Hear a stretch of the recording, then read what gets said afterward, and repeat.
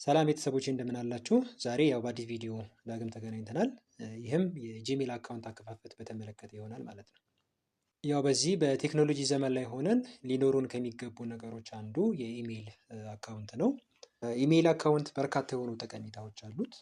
ከነዚህ ውስጥ አንደኛው የግልም ሆነ የመስሪያ ቤት መረጃዎችን በቀላሉ በኢሜይል አማካኝነት ላላክ እንድንችል ይረዳናል ማለት ነው።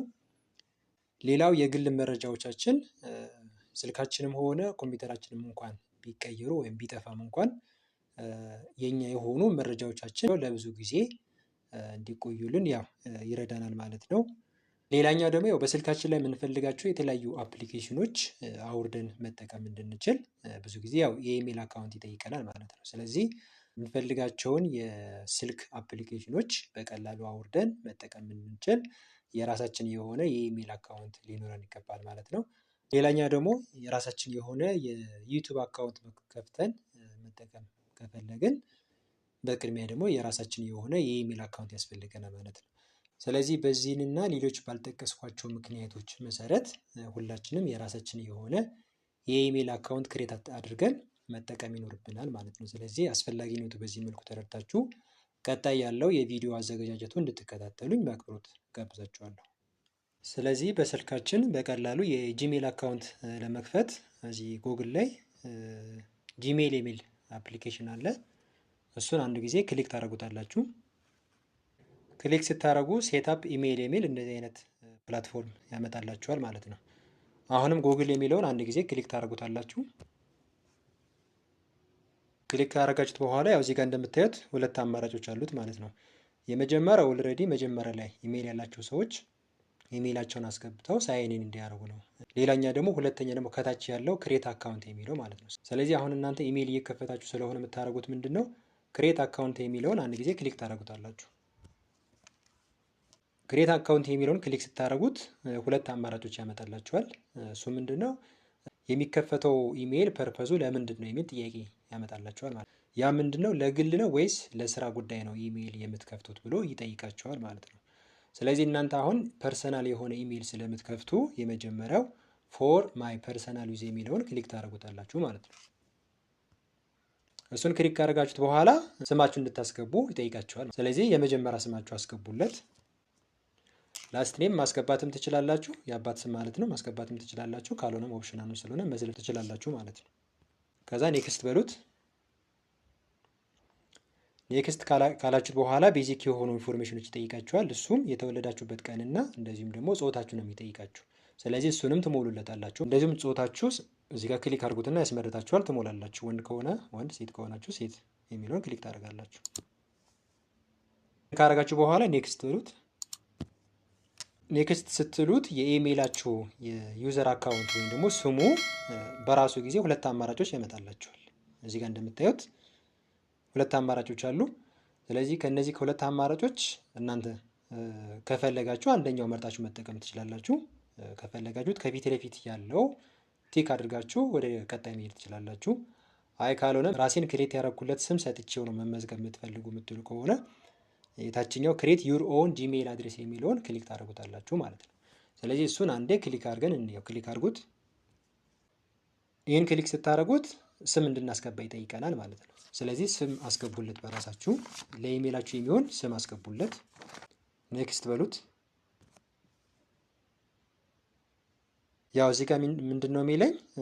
ከአሁን በፊት በዚህ ኢሜይል የተመዘገበ ሰው ካለ አይቀበላችሁ ማለት ነው። ስለዚህ ኦልሬዲ ሌላ ሰው እየተጠቀምበት ስለሆነ ሌላ እንድትሞክሩ ይጠይቃችኋል ማለት ነው። ስለዚህ ምንድነው የምታደርጉት? እንደዚህ አይነት ምልክት ሲያመጣባችሁ ሌላ ስም እንደገና ቀይራችሁ መስጠት ይኖርባችኋል ማለት ነው። ስለዚህ ሌላ ስም እንስተውና ኔክስት እንበለው። አሁን ተቀብሎኛል። ቀጣይ የሚጠይቃችሁ ምንድነው? ፓስወርድ ክሬት እንድታደርጉ ማለት ነው። ስለዚህ ፓስወርድ ክሬት በምታደርጉበት ጊዜ ጠንካራ የሆነ ፓስወርድ ነው ክሬት ማድረግ ያለባችሁ። ግን ፓስወርዱ ለመጀመሪያችሁ ስለሆነ ፓስወርዱ በምታስገቡበት ጊዜ መርሳት የለባችሁም። ጽፋችሁ ያዙና ኋላ ስለሚጠይቃችሁ ማለት ነው። ስለዚህ አሁን ምንድነው ፓስወርድ እናስገባለታለን። ያው እዚህም ጋር እንደምታዩት ምንድነው ቢያንስ እስከ 8 የሆኑ የተለያዩ ካራክተሮች መያዝ አለበት ነው የሚለኝ። ስለዚህ እኔ ያስገባሁለት 7 ነበረ። ስለዚህ እናንተም ጋር እንደዚህ አይነት ምልክት የሚያመጣላችሁ ከሆነ እስከ 8 የሚሆን የተለያዩ ካራክተሮች ማስገባት አለባችሁ ማለት ነው። ያም ቁጥር፣ ፊደል እና ሌሎች ልዩ የሆኑ ምልክቶች ማለት ነው። ስለዚህ አሁንም አስተካክለን ሌላ ትክክለኛ ፓስወርድ እናስገባለት። አሁን ሌላ ፓስወርድ አስገብቼለታለሁ። እናንተ ማስተካከላችሁ ካስገባችሁ በኋላ ኔክስት በሉት። ኦልሬዲ ተቀብሎታል። አሁን ፓስወርዳችንም የኢሜል አካውንታችንም ተቀብሏል። ምንድነው የሚለን እዚህ ጋር ስልካችሁ አስገቡ ብሎ ሊጠይቃችሁ ይችላል ማለት ነው። ስለዚህ ስልክ የምታስገቡት ምንድነው ለእናንተ ደህንነት ተብሎ ማለት ነው። ስለዚህ ፓስወርድ መቀየር ብትፈልጉ፣ ኢሜይላችሁ አጋጣሚ ብትረሱት፣ ማስተካከል የምትፈልጋችሁ ነገሮች በቀላሉ ማስተካከል እንድትችሉ ስልካችሁ እዚህ ጋር እንድታስገቡ ይጠይቃችኋል ማለት ነው። ስለዚህ ስልክ ቁጥር አስገቡለት። ስንዴ ላይጠይቅ ይችላል። ከጠየቃችሁ ግን ብታስገቡለትም ምንም ችግር የለውም ማለት ነው፣ ለእናንተው ደህንነት ስለሆነ። ካልሆነም ስልክ ቁጥር ማስገባትም ካልፈለጋችሁ ከታች ስኪፕ የሚል አለ። እሷንም ስኪፕ ማድረግ ትችላላችሁ ማለት ነው።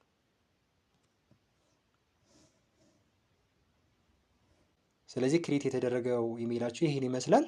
በቀጣይ ይህን የኢሜይል አካውንት ተጠቅማችሁ ሳይን ኢን አድርጋችሁ የምትፈልጉት መረጃ መላላክ ትችላላችሁ ነው የሚላችሁ።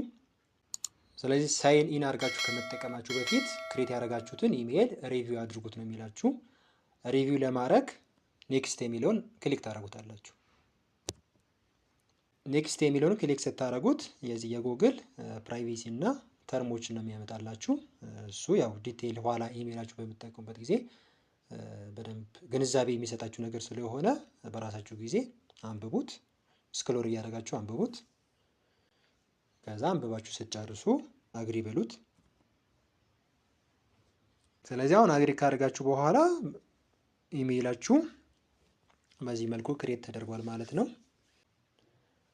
ስለዚህ አሁን ባየነው ስቴፕ መሰረት በቀላሉ በስልካችሁ የኢሜል አካውንታችሁ መክፈት ትችላላችሁ ማለት ነው። ኢሜል አካውንታችሁ ክሬት አድርጋችሁ ከጨረሳችሁ በኋላ ወደ የጂሜል አፕሊኬሽን ጋር ትሄዱና በአዲሱ በከፈታችሁት ኢሜል አካውንት መሰረት ሳይን ኢን አድርጋችሁ መጠቀም ትችላላችሁ። ስለዚህ ኢሜል ኦር ፎን የሚለው ጋር አሁን ክሬት ያደርጋችሁት አዲሱ የኢሜል አካውንታችሁ ስም ታስገባላችሁ። ከዛ ፓስወርድ ይጠይቃችኋል። እዚህ ጋር ክሬት ያደረጋችሁትን አዲሱ ፓስወርድ ታስገባላችሁ። ከዛ ኔክስት ስትሉት እዛም መረጃዎች በቀላሉ መላክና እንደዚሁም ደግሞ ከሰዎች መረጃ መቀበል ትችላላችሁ ማለት ነው። ስትጨርሱ ያው በዚህ መልክ ይመጣል። አሁን የከፈታችሁት ኢሜይል በትክክል ክሬት ተደርጓል ወይስ አልተደረገም የሚለውን ቼክ ለማድረግ ምን ማድረግ ትችላላችሁ? የሆነ አንድ ሜሴጅ ወደ ሌላ አካውንት ልካችሁ ማረጋገጥ ትችላላችሁ ማለት ነው። ኮምፖዝ የምትላለች ከዛ እሷን አንድ ጊዜ ክሊክ አድርጓትና ከእናንተ ኢሜይል ለሌላ ሰው ኢሜይል እየላካችሁ ነው ማለት ነው። ስለዚህ አንድ ቱ የሚለው ላይ የሌላ ሰው ኢሜይል አካውንት ታስገባላችሁ። በቃ እንደዚህ ጽፋችሁ ከዛ ምንድነው ከላይ እዚች ጋር ሴንድ ትሉታላችሁ ማለት ነው።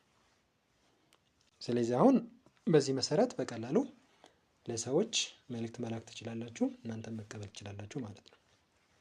ስለዚህ እስካሁን ባያችሁት መሰረት በስልካችን በቀላሉ የጂሜል አካውንት ወይም ደግሞ የኢሜይል አካውንት እንዴት መክፈት እንደሚቻል አይተናል። ስለዚህ እናንተም አሁን ባያችሁት ትምህርት መሰረት በቀላሉ ይህን ቪዲዮ እያያችሁ የራሳችሁ ኢሜይል እንድትከፍቱ እና እንድትጠቀሙበት እመክራችኋለሁ። የዩቲዩብ ቻናላችን ሰብስክራይብ፣ ላይክ እንድታደርጉና ለሌሎችም ሼር እንድታደርጉልን እንጠይቃችኋለን። በሌላ ጊዜ በሌላ ቪዲዮ እንገናኛለን። እስካሁን ለነበረኝ ጊዜ ሁሉ ለአብሮነታችሁ በጣም አመሰግናለሁ። መልካም ጊዜ